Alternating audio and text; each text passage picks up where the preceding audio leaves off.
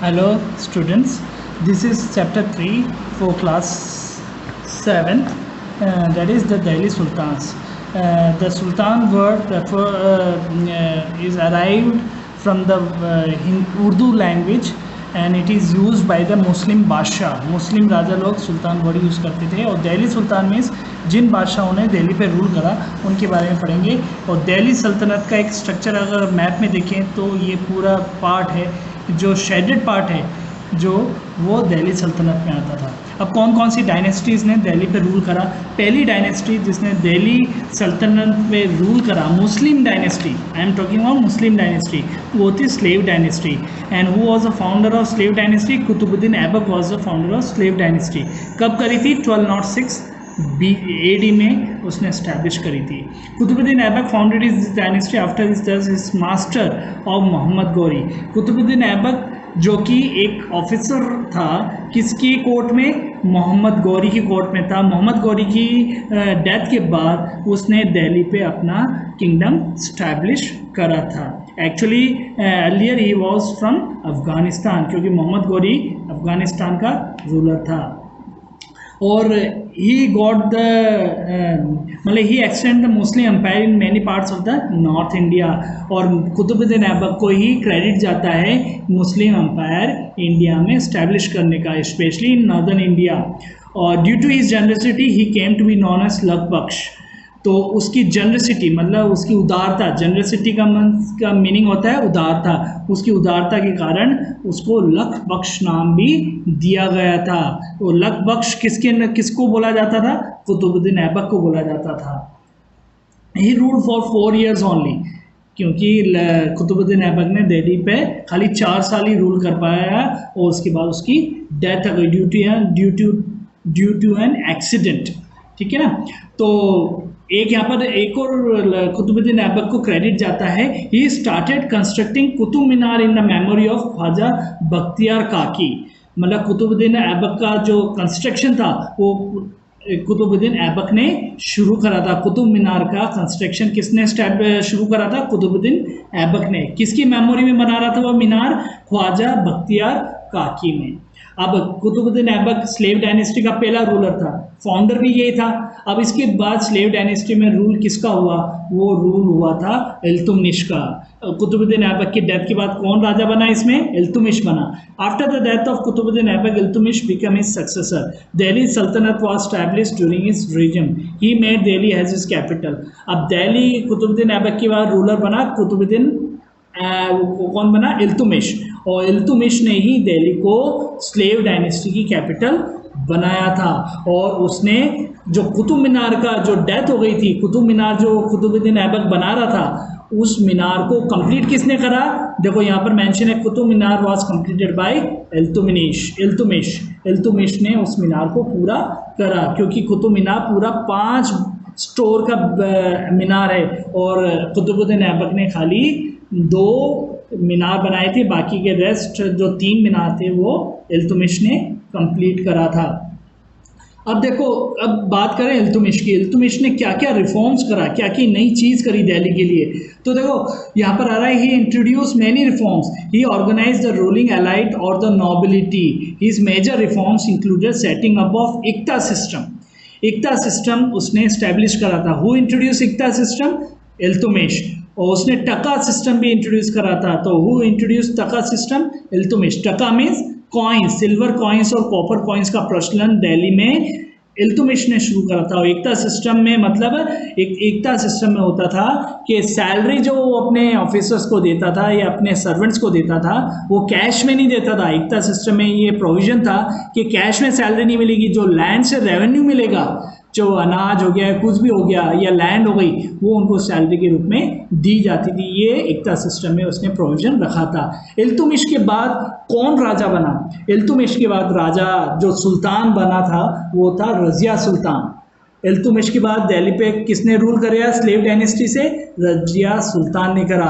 और रज़िया कौन थी? एक फीमेल रूलर थी, फीमेल रूलर। जो यहाँ लिखा है, Razia was the only Muslim woman ruler of Delhi सल्तनत हु सक्सीडेड इल्तुतमिश। इल्तुतमिश के बाद दिल्ली का बादशाह कौन बना, सुल्तान कौन बना? रज़िया बनी, और वो एक फीमेल थी।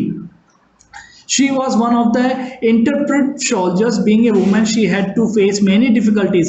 और एक लेडी होने के नाते उसको सुल्तान के रूप में बहुत विरोध का सामना करना पड़ा। उसी के कॉर्टियर्स, उसी के मंत्री जो थे या जो नॉबल्स थे उसके, उन्हीं से उनको सामना करना पड़ा, क्योंकि उनका मानना था, उनके कॉर्टियर्स मंत्रियों को मानना था कि एक लेडी हमें रूल नहीं कर सकती हैं, इसलिए उसको डिफ़िकल्टीज फेस हुई। अब उसने बहुत सारे वॉर में दिल्ली आर्मी को मतलब लीड भी करा था। तो देखते हैं, she rule just for 4 years, खाली 4 साल ही उसका रूल चला। The conspirators plotted against her and she was killed in the battle. एक कॉन्स्पिरेंसी, एक षड्यंत्र के थ्रू, उसके मंत्रियों ने ही उसको वॉर में एक षड्यंत्र के थ्रू उसको मार दिया। अब रजिया सुल्तान के बाद कौन राजा बना, कौन बादशाह बना, कौन सुल्तान बना? गियासुद्दीन बलबन बना। वो क्या है? The original name of Balban was Bahauddin. तो गियासुद्दीन का ओरिजिनल नेम क्या था? बहाउद्दीन था। He defended the empire from Mongol invasion. Mongol invasion मतलब we are talking about Genghis Khan. Genghis Khan के लिए बात कर रहे हैं, जो कि मंगोल का राजा था। मंगोल चाइनीज टेरिटरी के आसपास, चाइनीज टेरिटरी में आ गया। He control the administration of Nasiruddin. He gain the support of the sultan and become more powerful. अब दिल्ली पे रूल किसका हो गया रजिया सुल्तान के बाद? गियासुद्दीन बलबन का हो गया। और उसने एक बहुत ही मतलब सारे नोबल्स को अपने फेवर में करके या अपनी पॉलिसी से फेवर में करके इस पे रूल कर लिया। अब पहले तो ये सब फॉलो कर रहे थे टर्किश रूल को फॉलो कर रहे थे, लेकिन गियासुद्दीन बलबन टर्किश रूल को बिल्कुल फॉलो नहीं करा। वो उसकी पद्धति पे नहीं चला। उसने पर्शियन स्टाइल से रूल करना स्टैब्लिश कराया। Persian means older name of Iran. Iran का पुराना नाम क्या है? पर्शिया। उसने ईरान में जैसे रूल करा जाता है वही रूल उसने दिल्ली में स्टैब्लिश करा। और उसने सबसे पहले कोर्ट सिस्टम जो होता है ना, जज ऑर्डर वकील वाला जो कोर्ट सिस्टम होता है दिल्ली में या इंडिया में, उसने ही सबसे पहले शुरू करा था। उसको नाम दिया गया था कोर्ट को सिजदा और पैबोज। सिजदा में क्या होता है? सिजदा refers to kneeling and touching the ground with the forehead in salutation. मतलब सुल्तान के आगे अपने सिर को, माथे को उसके फीट में झुकाना, उसको सिजदा कहते हैं। और पेबोस क्या होता है? पेबोस means to kiss the feet of the ruler. सुल्तान की चरण को किस करना, उसको पेबोस कहते हैं। ये दोनों सिस्टम गियासुद्दीन बलबन ने स्टैब्लिश करे थे। अब गियासुद्दीन बलबन के बाद क्या है? स्लेव डायनेस्टी खत्म हो गया। या कह सकते हैं who was the last ruler of slave dynasty? Ghiyasuddin Balban. Who was the first ruler? Qutubuddin Aibak. अब स्लेव डायनेस्टी खत्म हो गया। अब कौन सा डायनेस्टी आ गया? खिलजी डायनेस्टी। उसका फर्स्ट रूलर कौन था? जलालुद्दीन खिलजी था। Jalaluddin Khilji was very old and ascended the throne. He was a strong ruler. He adopted a lenient policy towards the Mongols and married one of his daughters to Ulugh Khan, the leader of the Mongols. अब जलालुद्दीन खिलजी जो था वो ruler कौन सी as में बना? 70 years की as में वो दिल्ली का सुल्तान बना। और वो मंगोल से फ्रेंडशिप रिलेशन रखता था, और इसी वजह से फ्रेंडशिप रिलेशन रखने के लिए ही उसने अपनी एक डॉटर का मंगोल रूलर से, मंगोल लीडर से अपनी शादी करी थी, अपनी बेटी की शादी करी थी। और उस बेटी किससे शादी करी थी? उस मंगोल लीडर का नाम था उलग खान। अब जलालुद्दीन खिलजी के बाद कौन राजा बना? उसके बाद खिलजी डायनेस्टी से Alauddin Khilji. He was a very good administrator, बहुत ही अच्छा एडमिनिस्ट्रेटर था। ही नोज, और मिलिट्री कैंपेन में उसका काफ़ी अच्छा होल्ड था, और इसीलिए यहाँ पर लिखा है Alauddin Khilji was a great military genius. He followed policy of defence against the Mongol. देखा, जलालुद्दीन खिलजी ने तो मंगोल से फ्रेंडशिप रिलेशन रखे, लेकिन उसके बाद रूलर बना अलाउद्दीन खिलजी। वो मंगोल से फ्रेंडशिप रिलेशन नहीं रखता था, और उसने अपने दिल्ली सल्तनत में और भी एक्सपेंड करने के लिए उसने कौन कौन से राज्य जीते इंडिया के? वो उसने जीते he conquered the kingdoms of Gujarat, Malwa and Rajasthan. Gujarat, Rajasthan भी उसने जीत लिया। हैविंग कॉन्कर नॉर्थ इंडिया, पूरे नॉर्थ इंडिया को उसने कॉन्कर कर लिया। अब एक देखो यहाँ पर क्वीन पद्मिनी का नाम आ रहा, चित्तौड़ की। So he attack Chittor and defeated the Rajput. Rajput वो राजस्थान में आया तो उसने राजपूत को भी हराया। और उस समय चित्तौड़ बहुत बड़ा राज्य होता था। वहाँ का राजा कौन था? राणा रतन सिंह। और उसकी वाइफ का नाम क्या? पद्मिनी। पद्मिनी बहुत फेमस था, बहुत सुंदर था, इसी वजह से वो राजस्थान में आया। After the fall of Khilji dynasty कौन सी डायनेस्टी एग्जिस्ट हुई दिल्ली सल्तनत पे, तो वो थी Tughlaq dynasty. And who was the founder of Tughlaq dynasty, that was in 1320 AD, Ghiyasuddin Tughlaq killed the last Khilji ruler and founded the Tughlaq dynasty. Who was the founder of Tughlaq dynasty? It is Ghiyasuddin Tughlaq was the founder of Tughlaq dynasty over Delhi. अब गियासुद्दीन तुगलक की बात करते हैं। तो गियासुद्दीन तुगलक कहाँ से belong करता था, उसने क्या करा वो देखते हैं। Ghiyasuddin Tughlaq was an efficient ruler and statesman, a good administrator. उसमें क्वालिटी क्या थी गियासुद्दीन तुगलक में, एक अच्छा रूलर था, एक अच्छा स्टेट्समैन था, उसको रूल करना अच्छे से आता था, how to manage the activities in the state, and a good administrator and was able to establish peace in his territory. और उसको अपने देश में या अपने दिल्ली सल्तनत में पीस रखने के लिए जाना जाता है। The famous Tughlaqabad fort in Delhi was constructed by him. अब एक क्वेश्चन बनता है, हु बिल्ट तुगलकाबाद फोर्ट, तो आपका आंसर होगा Ghiyasuddin Tughlaq built Tughlakabad fort in Delhi. कौन सी ईयर में, उसकी डेथ कब हुई गियासुद्दीन तुगलक की, इन 1325 AD, ठीक है ना। अब गियासुद्दीन तुगलक की डेथ के बाद तुगलक डायनेस्टी से कौन बादशाह बना, कौन सुल्तान बना, वो था Mohammad bin Tughlaq. Mohammad bin Tughlaq was a very powerful ruler, बहुत ही पावरफुल रूलर था। अब यहाँ पर देखो दो नाम मैं आपके बारे में पढ़ूंगा, वो बहुत ही फेमस है, आपने सुना भी होगा। Ibn Battuta the Moroccan traveller gives a lot of information about this region. Ibn Battuta बहुत ही ट्रैवलर था, जो एक जगह से दूसरे जगह एक देश से दूसरे देश जाते थे और वहाँ की इंफॉर्मेशन, वहाँ की संस्कृति, वहाँ के कस्टम्स, वहाँ के ट्रेडिशंस को समझ के अपने देश में जाके या सब जहाँ भी वो जाते थे वहाँ बताते थे। तो वो उसने मोहम्मद बिन तुगलक के बारे में पूरे वर्ल्ड को बताया कि वो कैसे रूल करता है, दिल्ली के कहाँ पर है, वो सारा उसने बताया information. He gives the reference that the sultan had great ideas and plans that failed because the common people could not understand. Mohammad bin Tughlaq ने दिल्ली को डेवलप करने के लिए बहुत सारे प्लान्स बनाए, लेकिन वो उसको एग्जीक्यूट नहीं कर पाया। एग्जीक्यूट मतलब उसको साकार नहीं कर पाया, उसको सफल नहीं हुआ अपने प्लान्स में। अब उसने कौन कौन से प्लान देखे थे वो हम थोड़ा सा पढ़ेंगे। पहला प्लान जो था उसने बनाया था ट्रांसफर ऑफ, उसका पहला प्रोजेक्ट उसने मोहम्मद बिन तुगलक ने कौन सा लिया था, the transfer of his capital from Delhi to Devagiri. अब क्या है, दिल्ली कहाँ पर है, ये रहा, और देवगिरी कहाँ पर है, ये रहा। तो वो अपनी दिल्ली सल्तनत की दिल्ली को कैपिटल हटा के वो देवगिरी कैपिटल करना चाहता था यहाँ पर, जिससे कि वो अच्छे से एडमिनिस्ट्रेशन कर सके। लेकिन ये उसका सपना जो प्लान था पूरा नहीं हुआ, तो इसमें वो फेलियर हो गया।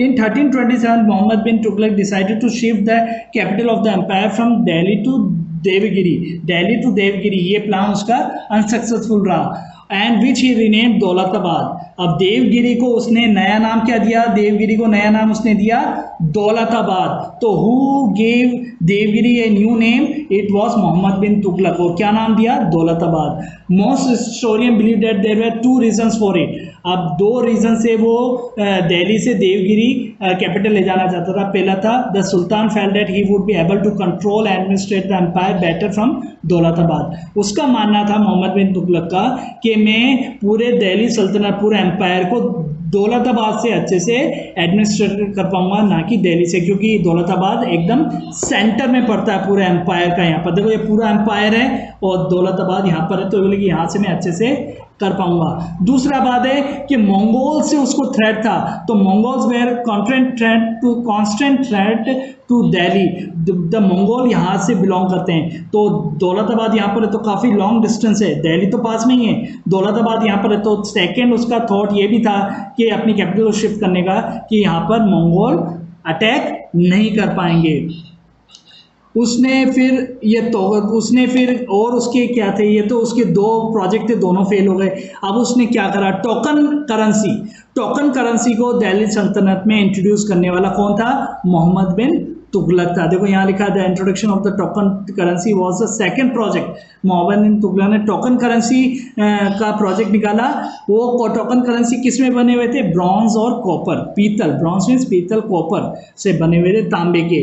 But right to mint the coins was not reserve, very household started mining coins. अब क्या है, कॉइन्स का प्रचलन भी, उसका प्रोजेक्ट फेल हो गया, तो उसने वो विड्रॉ कर लिया प्रोजेक्ट वो भी। फिर उसने टैक्सेशन का लगाया, taxation Doab. The third project was to increase the tax in the Ganga Yamuna Doab at a time. Ganga और यमुना के किनारे जो भी शहर बसे हुए थे वहाँ पर उसने एग्रीकल्चर टैक्स का प्रोजेक्ट था कि मैं वहाँ से टैक्स लूँगा, लेकिन वो भी फैमाइन के चक्कर, फैमाइन के वजह से उसका वो प्रोजेक्ट भी फेल हो गया। तो ये जो मोहम्मद बिन तुगलक ने बहुत सारे प्रोजेक्ट लिए, लेकिन वो अपने तीनों प्रोजेक्ट में फेल हो गया। अब तुगलक डायनेस्टी की फॉल के बाद कौन बना, या सॉरी एक पॉइंट और है, मोहम्मद बिन तुगलक के बाद कौन बादशाह बना? वो था फिरोज शाह तुगलक। और Firoz Shah Tughlaq was the last ruler from the Tughlaq dynasty. अब तुगलक डायनेस्टी के बाद कौन सी डायनेस्टी इमर्ज हुई दिल्ली पे? वो था सईद डायनेस्टी। सईद डायनेस्टी कौन था? सईद कौन था? तो Khizr Khan was the governor of Multan. Multan at present Pakistan में है, it is one of the state of Pakistan, वहाँ का गवर्नर था। और उसके बाद फिरोज शाह तुगलक की डेथ के बाद खीज खान वहाँ की जागीरदारी मिली दिल्ली की, और उसने अपनी दिल्ली पे अपना किंगडम स्टैब्लिश कर लिया। अब तो खीज खान हो गया। अब Sayyid dynasty was founded by Khizr Khan. अब सईद डायनेस्टी के बाद कौन सी डायनेस्टी दिल्ली पे आई? लोधी डायनेस्टी। लोधी डायनेस्टी का फाउंडर कौन था? बहुल लोधी था। बहुल लोधी के बाद, बहुल Lodi was the founder of Lodi dynasty. Second उसके बाद कौन बना? सिकंदर लोधी रूलर बना। उसके बाद कौन बना? इब्राहिम लोधी। और Ibrahim Lodi was the last ruler, और Bahlul Lodi was the first ruler of the Lodi dynasty, वो founder of the Lodi dynasty, and Ibrahim Lodi was the last ruler of Lodi dynasty. अब इब्राहिम लोधी के बाद, अब इब्राहिम लोधी क्यों लास्ट रूलर हुआ? क्योंकि इब्राहिम लोधी का जो कजिन था, या कजिन या कह सकते हैं फेलो कंट्रीमैन था, उसका नाम था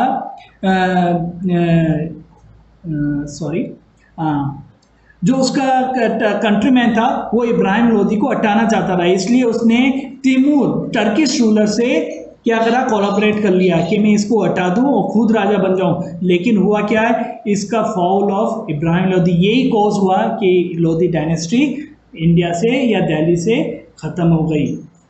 अब एडमिनिस्ट्रेशन के बारे में थोड़ा सा समझ लेते हैं। एडमिनिस्ट्रेशन में जो सबसे पहला नाम आता है इक्ता सिस्टम। इक्ता सिस्टम में मैंने बताया था कि सैलरी कैश में नहीं दी जाती थी। इल्तुतमिश ने इक्ता सिस्टम इंट्रोड्यूस करा था दिल्ली में। इसमें क्या प्रोविज़न था कि सैलरी जो उनके ऑफिसर्स के, और जो सैलरी दी जाती थी, आर्मी मैन को जो सैलरी दी जाती थी या सर्वेंट्स को दी जाती थी, वो सैलरी कैश में नहीं देके लैंड ग्रांट कर दी जाती थी, या उससे जो प्रोडक्शन होता था, एग्रीकल्चर प्रोडक्शन होता था, वो उनको सैलरी के रूप में दिया जाता था। ये इक्ता सिस्टम में है। अब देखो डिफ्रेंशिएशन दे रखा अलाउद्दीन खिलजी और मोहम्मद बिन तुगलक का। ये आपस में मैंने आपको बताया अलाउद्दीन खिलजी और मोहम्मद तुगलक का, ये आराम से आप उसमें से पॉइंट्स लिख सकते हैं। अब डिक्लाइन ऑफ द सल्तनत, कुछ पॉइंट्स हैं दिल्ली सल्तनत पे मुस्लिम डायनेस्टी का डिक्लाइन होने का। उसमें पहला है imposition of jizya tax on non Muslims, मतलब हिंदुओं के ऊपर टैक्स लगाया गया था। ये भी एक कारण बना मुस्लिमों का दिल्ली से हटने का। Conversion of people to Islam, हिंदुओं को या दूसरे रिलीजन के लोगों को इस्लाम में ज़बरदस्ती कबूल कराया जाता था, ये भी एक कारण बना कि मुस्लिम डायनेस्टी का फॉल हो गया। डिस्ट्रक्शन ऑफ टेम्पल्स, मंदिरों को तोड़ा गया, ये भी एक कारण बना कि मुस्लिम राजा को हटा दिया वहाँ की पीपल ने। The succession Wars after the Kings death, और राजा के बाद, बादशाह के डेथ के बाद जो वॉर होते थे, वो भी मुस्लिमों को सल्तनत पीरियड को दिल्ली से हटाने में एक कारण बना। द इन्वेशन ऑफ फॉरेन रूलर्स, बाहर के रूलर्स ने आके दिल्ली पे अटैक करा, ये भी एक कारण था कि सल्तनत पीरियड दिल्ली से वैनिश हो गया। Thank you.